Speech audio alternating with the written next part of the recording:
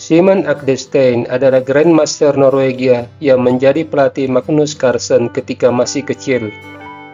Pada tahun 1982, dalam usia 15 tahun, ia menjadi juara Norwegia. Dia dahulunya seorang pemain bola, tetapi karena cedera lutut membuat ia terpaksa gantung sepatu. Sigmund Agdestein sebenarnya adalah pecatur berbakat, tetapi mengapa ia tak masuk dalam Grandmaster Super? Jawabannya adalah karena ia fokus pada pengembangan bakat pemain junior di Norwegia. Karir pelatihannya mungkin membatasi waktu dan energi yang bisa dialokasikan untuk bermain catur profesional. Dalam game yang dimainkan di tahun 2010, dalam catur Blitz ia berhadapan dengan Hikaru Nakamura. Meskipun ia mengalami kekalahan, dia tetap memperlihatkan kemampuan bermain yang baik.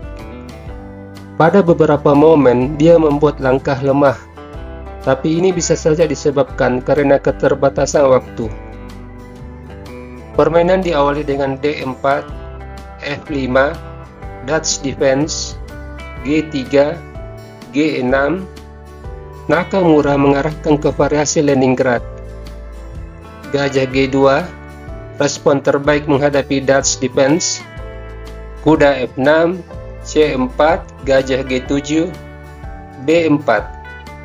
Langkah yang tidak populer untuk memberi kejutan kepada Nakamura. Hikaru Nakamura menjawab dengan tenang, kuda C6. Menekan dua pion sekaligus. Jika pion B5 menyerang kuda, kuda kali pion. Menteri kali kuda akan dibalas dengan kuda H5. Menteri terkena serangan dari gajah. Menteri D3, gajah kali benteng.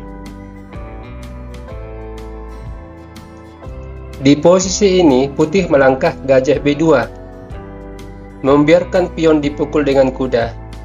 Nakamura mengambil pion. Kuda H3 bermaksud menempati petak F4, tetapi Nakamura mencegahnya. Kedua pemain rokade. Kuda C3, pion E6, menciptakan formasi pion yang solid dan mengontrol petak D5. Putih lalu mengambil inisiatif di sentrum dengan dorong pion. Kuda C6 menambah tekanan terhadap pion D4. Pion E5 berupaya menutup aktivitas gajah di main diagonal, tetapi Nakamura mendobrak dengan pion D6.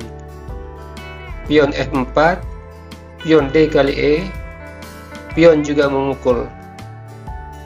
Nakamura lalu menyerang pion dengan kuda. Pion dipertahankan dengan menteri, sekaligus menyerang kuda. Hal ini mengizinkan menteri melakukan skak. Kuda menutup, kuda kali pion, dan sebuah langkah yang bagus dari putih, kuda B5, menyerang menteri.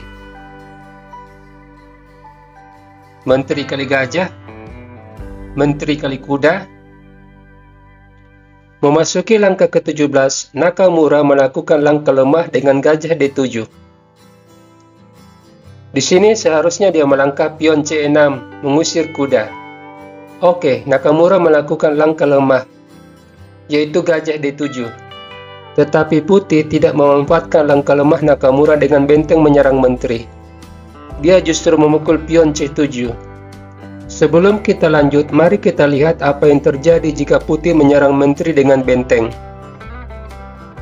Tempat yang aman bagi menteri hanya di D2. Jika gajah kali kuda menyerang menteri, maka putih ada tempo skak dengan memukul pion. Raja bergeser, benteng kali menteri. Bagaimana jadinya jika menteri ke D2? Benteng yang lain datang menyerang menteri. Apabila menteri ke A5, benteng kali gajah. Putih unggul 1 perwira, di mana bentengnya berada di baris ke-7 dan gajah yang menguasai main diagonal. Simon Agdestein mungkin tidak melihat posisi ini karena ia bermain dalam catur Blitz. di mana waktu berpikirnya terbatas. Di langkah ke-18, putih memukul pion dengan kuda. Ini memberi kesempatan Nakamura melakukan pinning. Dan sebuah langkah yang terlambat dari putih, benteng menyerang menteri. Direspon dengan menteri A3, gajah kali pion.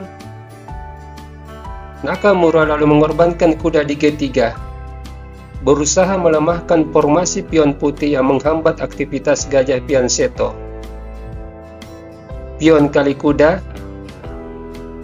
menteri kali pion, skak.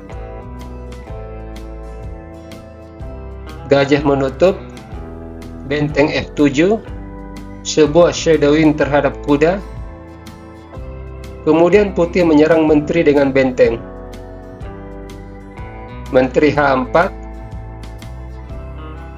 gajah menyerang benteng.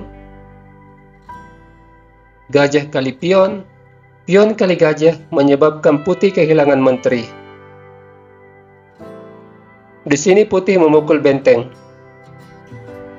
Nakamura dengan cerdik memukul pion dengan gajah, mengancam mat di H2, juga berencana melakukan serangan discovery dengan gajah H2.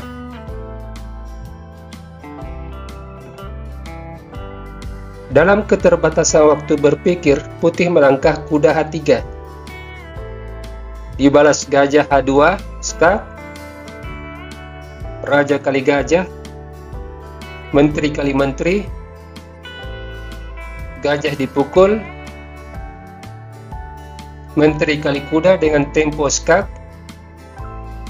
Kuda menutup, benteng kali gajah. Putih menyerah. Selain kalah menteri, dia juga kalah dalam jumlah pion, ditambah dengan krisis waktu.